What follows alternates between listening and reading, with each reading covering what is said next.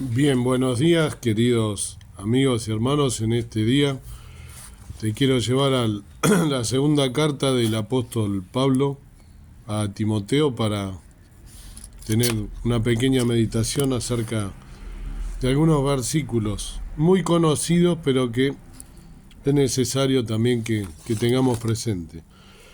En segunda Timoteo, como dije, capítulo 3, voy a leer los primeros 4 versículos más o menos. Dice así la palabra del Señor: Esto también sepas, que en los postreros días vendrán tiempos peligrosos, que habrá hombres amadores de sí mismos, avaros, vanagloriosos, soberbios, detractores, desobedientes a los padres, ingratos, sin santidad, sin afecto, desleales, calumniadores, destemplados, crueles, aborrecedores de lo bueno, traidores, arrebatados, hinchados, amadores de los deleites más que de Dios, teniendo apariencia de piedad, mas habiendo negado la eficacia de ella.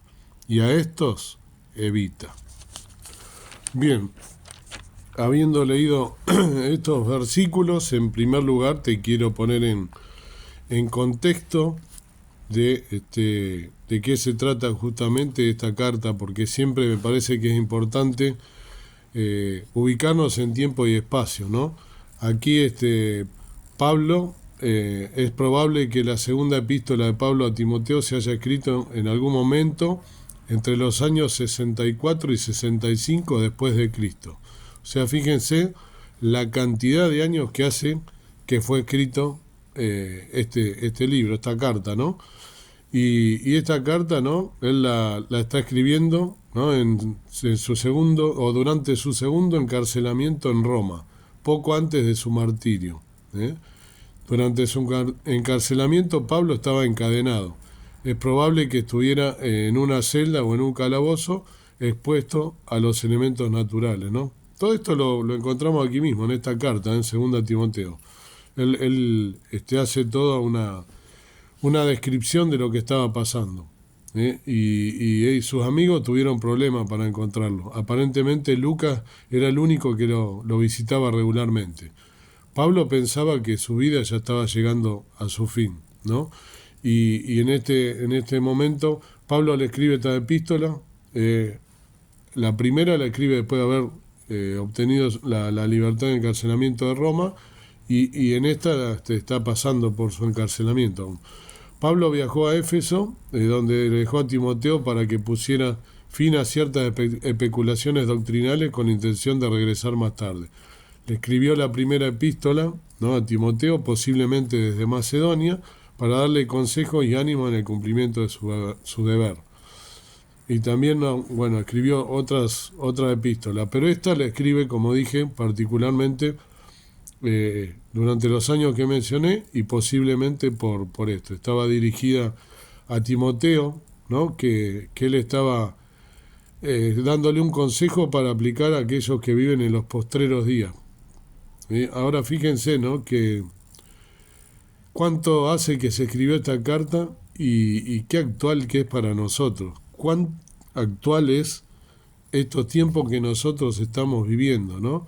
Pablo está dándole a Timoteo, a cual él consideraba su hijo en el Señor, porque lo amaba, porque lo quería y porque lo había acompañado y le había enseñado un montón de cosas de todos sus viajes y de todo su ministerio, de todo aquello que él había sido guiado por el Señor y por el Espíritu Santo, y había él sido utilizado para la obra preciosa que hizo, y Timoteo era considerado su hijo. Él en más de una oportunidad lo llama hijo mío, ¿no? Ahora, a lo que quería llegar, ¿no?, después de haber puesto en contexto esto, Pablo pensaba ya directamente, ¿no?, que se iba a morir, que ya era el fin de sus días. Después pasa algún tiempo más, ¿no? Pero él ya pensaba que se iba a morir allí, estando preso. Ahora, la descripción que hace es de los tiempos actuales, ¿no? Es lo que estamos viviendo nosotros. Y díganme si no es así. Voy solamente solamente para no que lleve tanto tiempo, pero analizar algunas palabras nada más o algunas de las descripciones de cómo dijo él que iba a ser, que en los postreros días vendrán tiempos peligrosos. Tiempos peligrosos, ni hablemos. Sabemos lo que estamos viviendo, que es hasta la gente del mundo, ¿no? Aquellos que no tienen al Señor Jesucristo en su corazón o a Dios como centro de su vida, como su guía, que no han aceptado a Cristo como su Salvador. Ellos mismos dicen, ¿no? Y hoy salís de tu casa y no sabés si volvés. Es una realidad. Todos estamos expuestos a peligro. Nosotros, los hijos de Dios, muchísimas veces nos ha librado Dios, ¿no? de muchos males. A mí particularmente, hace poco, no sé si lo conté en algún canal, en algún video en este canal, pero la semana pasada hubo un tiroteo acá cerca en Palomar, a un pago fácil, y estábamos con mi señora, estuvimos una hora antes tomando un café en un McDonald's y salimos de allí, vinimos caminando como hacemos cada mañana o cada día cuando podemos caminar. Salimos a caminar y cuando volvimos a casa, y desde aquí yo escuché los tiros, porque el viento traía para acá los disparos y se escucharon. Después me manda un compañero mío de la universidad, me manda el video de lo que habían filmado in situ, digamos, en ese lugar donde había acontecido. O sea que fuimos librados de la mano del Señor, porque podríamos tranquilamente, estábamos a un par de metros de allí. Así que muchas veces nos enteramos de cómo nos libra el Señor y otras no nos enteramos. Pero dice, ¿no?, que el ángel del Señor, el ángel de Jehová, acampa alrededor de los que le temen, ¿no? Y los guarda y los protege. Bien, pero esto es solamente una alusión. Estamos viviendo entonces tiempos muy peligrosos, y los postreros días ya llegaron, los que estamos viviendo nosotros, ni más ni menos. ¿Por qué? Por la descripción que hace de las personas, ¿no? Dice que habrá hombres, cuando dice hombre, obviamente es la raza humana, el hombre y mujer, ¿no? Ambos, amadores de sí mismos. Y yo voy a leer solamente, como dije, algunas definiciones para no extenderme demasiado en esto. ¿Qué es ser amador de sí mismo? Es tener toda la definición, ¿no?, de la Real Academia Española. Amador de sí mismo es tener aquella personalidad egocéntrica, pensamientos y proyectos y acciones, todos que se concentran en sí mismo. O sea, el yo, el egocéntrico, narcisista, ¿no? Todas esas personas que están permanentemente pensando en sí mismo y nada más, y está todo basado en su carnalidad, en el yo, ¿no? Avaros, dice, ¿no? Después, avaros, que se muestra reacio a dar o a gastar, por sus deseos desmedidos de guardar lo que posee o acumular riqueza. ¿Lo vemos, hermanos, esto? Inclusive en nuestras congregaciones, la gente del mundo está ya de por sí preocupada por la situación económica y está todo el tiempo queriendo ambicionar, nunca están felices con nada. Conozco gente que tiene humanamente una muy buena posición, que tienen auto, tienen casa, departamentos en la costa o en varios lugares, y sin embargo no son felices. Están permanentemente buscando acumular más y tener una mejor posición, y se desviven trabajando todo el día por tener una posición mejor, y pasa también entre los creyentes, lamentablemente. Vanagloriosos, ¿no? Dice después, una persona vanagloriosa es jactanciosa, ufano, envanecido. La vanagloria es la jactancia o la vanidad o engreimiento o fanfarronería. Es una persona que justamente se jacta, ¿no? Fanfarronea. Hay un montón de eso hoy en día, ¿no? Y acá donde vivimos en Buenos Aires ni hablemos, ¿no? Bien, soberbio, dice después. Soberbia es arrogancia, persona que tiene característica personal o una actitud de creer tener una posición de superioridad o de privilegio frente a los demás. Esto lo vemos en todos lados. lo vemos en nuestro trabajo, lo vemos en nuestro estudio. Aquellos chicos que estudian, ¿no? Aquellos jóvenes que están estudiando en la secundaria, siempre está el que quiere vanagloriarse o que se cree que te mira de costado porque tiene por ahí facilidad en el estudio, o ya por sus características o por su posición que tiene, que sus padres tienen una buena posición, entonces ya te miran de costado. Se creen que les da un privilegio tener dinero sobre todas las cosas, ¿no? O algún cargo, ¿no? Hay personas, jefes, que son sumamente asquerosos, hablando mal y pronto, y que nos miran con una actitud de creernos, ¿no? Que estamos, yo no me puedo dignar a hablar con vos. Y es triste ver cómo en las congregaciones también sucede, ¿no? Tantas congregaciones que hay líderes de las iglesias que deberían ser más humildes que nadie, reconocer que lo dice la Biblia, que ante Dios somos todos iguales, y lamentablemente hay muchos que tienen esta característica de mirar a la gente de arriba por sus conocimientos de la Biblia, lo cual no tiene ningún sentido delante de los ojos de Dios, ¿no? Detractor. Detractor es maldiciente que desacredita o difama. Hay gente que difama, se la pasa diciendo cosas contra el otro, ¿no? Hablando mal de los demás, maldiciendo, y que está todo el tiempo desacreditando a una persona, hablando mal de los demás sin fijarse primero lo que es cada uno, ¿no? Ingratos, desagradecido que olvida o desconoce los beneficios recibidos. ¿Cuántas personas hay, no? Ingratas. ¿Cuántas veces te habrá pasado, no? Que has ayudado a alguna persona, ya sea con una palabra, o económicamente, o con una palabra de aliento, y cuando vos estás pasando mal, por un mal momento, se olvidaron de vos, no te agradecieron, o directamente, digamos, no, se olvidaron de todo, porque es una característica, ¿no? De este tipo de personas. Después dice, ¿no? Sin santidad, santo apartado para Dios, ¿no? Esa es la definición que debemos tener nosotros como creyentes, somos apartados para Dios. ¿Somos nosotros santos realmente? ¿O estamos dentro de esta característica?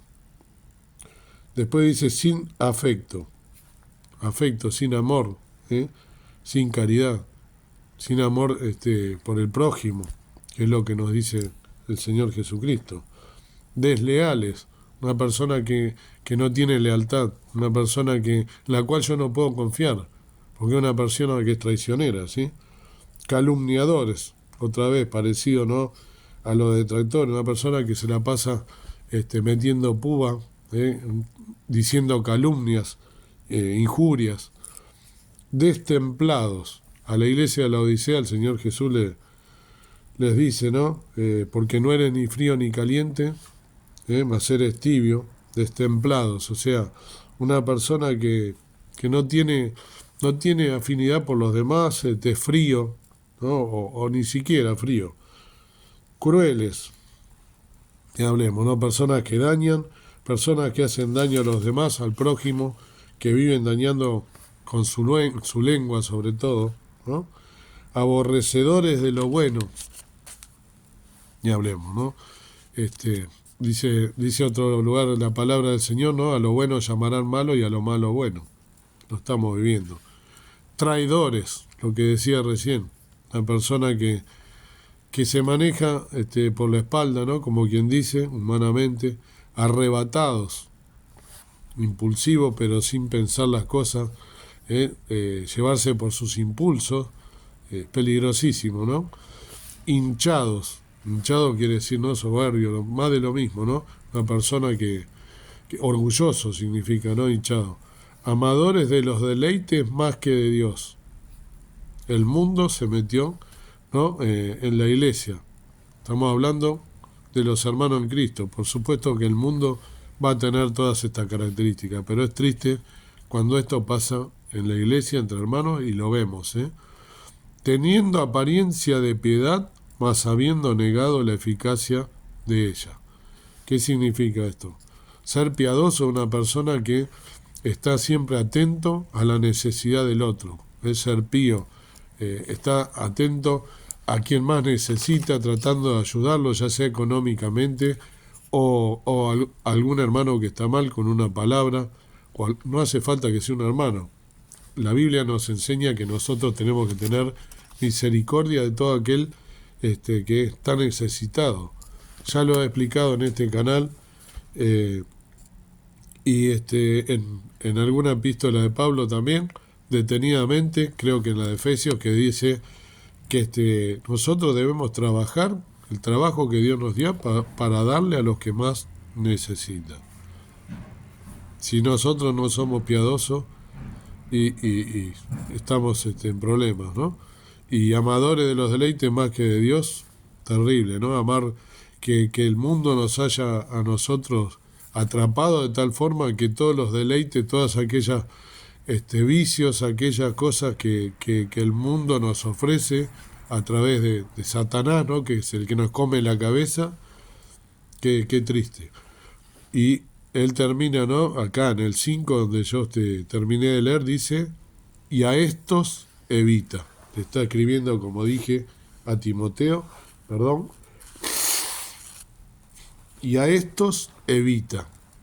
O sea, a través de Timoteo, el consejo que nos está dando, que tenemos que evitar a todas estas personas que tengan esta característica.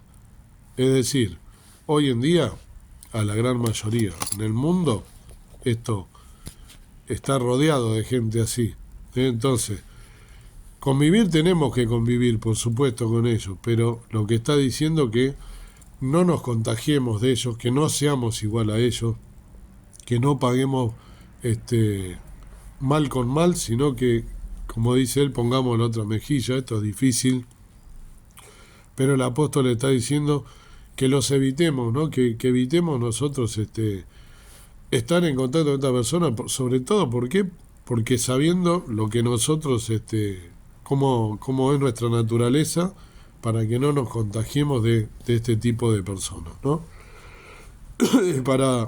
Para ir cerrando, quería leer el versículo 14, ¿no? De este mismo capítulo 3 de 2 Timoteo, que dice, empero persiste tú en lo que has aprendido y te persuadiste, sabiendo de quién has aprendido, ¿sí? Y que desde la niñez has sabido las sagradas escrituras, las cuales te pueden hacer sabio para la salud por la fe que es en Cristo Jesús. Yo ya había también en otro video explicado que Timoteo lo había recibido, ¿no? de su madre y ella de su abuela, ¿no? Las Sagradas Escrituras. Y bueno, no importa de quién hayas recibido las Escrituras o si lo hiciste de grande, lo importante es que aquello que nosotros hayamos aprendido y que nos persuadimos, o sea que nos pusimos en conocimiento, estamos persuadidos, estamos enterados de esto, sabiendo que de quién has aprendido. En este caso él aprendió mucho de su madre y de su abuela, pero también de Pablo con el ejemplo, que nosotros podamos poner las Sagradas Escrituras, ¿no? Las cuales te pueden hacer sabio para la salud por la fe que es en Cristo Jesús. ¿Qué significa? La manera que nosotros nos tenemos que manejar en este mundo y rodeado de todo este tipo de personas con estas características, que hemos visto algunas y rápidamente, porque esto da para largo, nos está diciendo que nos tenemos que nosotros basar en la palabra de Dios más que nunca, y no contagiarnos de ello, evitarlo y tratar de poner, dice, persiste tú en lo que has aprendido y te persuadiste. ¿Qué significa esto? Persistir, mantenerme, ¿no? Estar constante, estar firme en el Evangelio, en lo que yo aprendí. Qué importante sería, como para ir cerrando, que nosotros, el hecho de persistir en el Evangelio, en las Escrituras que aprendimos, si somos realmente renacidos, si somos hijos de Dios, sellados por el Espíritu Santo, que nuestra conducta hable por nosotros, que nuestro ejemplo, que practiquemos con el ejemplo, ¿no? Hay en el mundo mismo, en la vida, cotidiana, no necesariamente en las congregaciones, se predica con el ejemplo, no hay un eslogan o un refrán. ¿Y qué es predicar con el ejemplo? Es justamente que si yo voy a hablar o voy a decir algo, ¿no? Y quiero hablar, tengo que tener la autoridad moral, ética, ¿no? Y ni hablemos la palabra del Señor, tengo que tener la autoridad espiritual para poder hablar y aconsejar a los demás.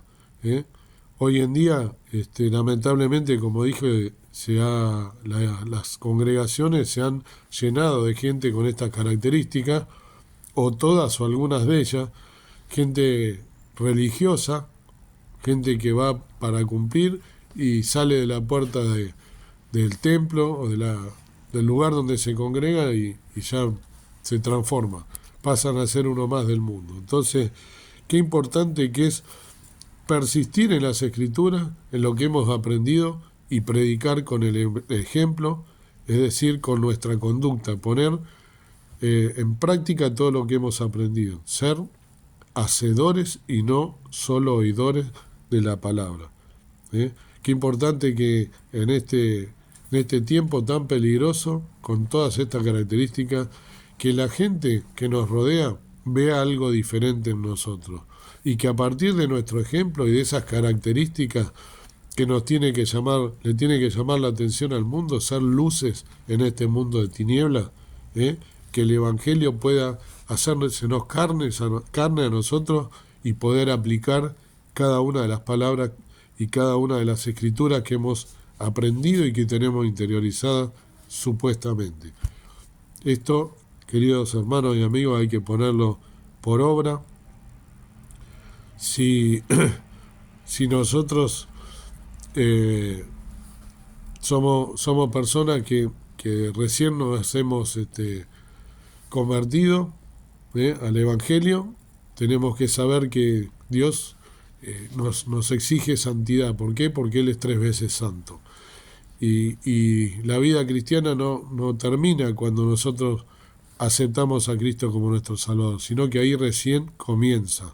Tenemos que tener una vida en santidad porque Dios exige obediencia. Nosotros debemos ser obedientes y fuimos hechos a imagen y a semejanza de Dios. Se supone que si nosotros somos verdaderos renacidos, no deberíamos tener estas características que dice acá. Sobre todas las cosas no nos debería a nosotros ser amadores de los deleites más que de Dios. Sería gravísimo amar los deleites de este mundo. Este mundo contagia, este mundo está puesto en maldad y este mundo a veces Satanás mismo nos tienta con cosas que nos hacen olvidar nuestro verdadero objetivo, como decía Pablo mismo, ¿no? El autor de esta carta, que persigo el blanco sabiendo a dónde yo quiero llegar. No es que todavía lo haya alcanzado, sino que lo persigo, ¿no? Decía él. Y también decía, y vivo no ya yo, mas vive Cristo en mí. Que esto sea una realidad, ¿no? Porque para no tener muchas de estas características que tienen que ver con la soberbia, con la ingratitud, sin afecto, desleales, aborrecedores de lo bueno, significa que el yo es el que se está manifestando en vez de el Espíritu Santo, ¿no? que mora en nosotros.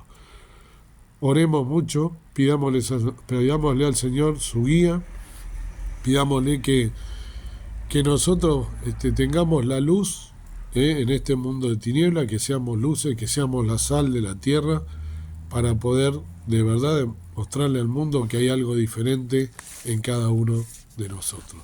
Que Dios nos bendiga y que podamos en este tiempo tan peligroso, tan difícil que estamos viviendo, mantenernos fieles al Señor Jesús, a su palabra, con todos los conocimientos que hemos adquirido, estando alertas, velando y orando hasta la venida de nuestro Señor Jesucristo a buscarnos.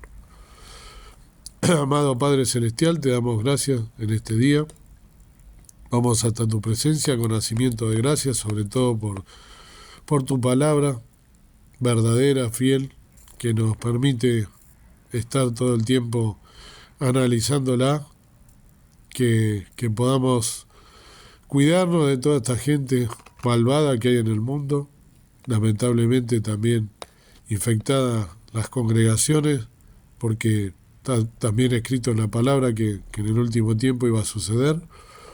Ayúdanos a mantenernos fieles en tus caminos, velando en todo tiempo, buscando tu guía, tu protección, buscando ser santos como eres tú.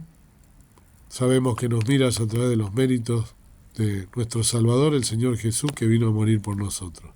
Gracias por la salvación preciosa que nos has dado, que nos da la vida eterna.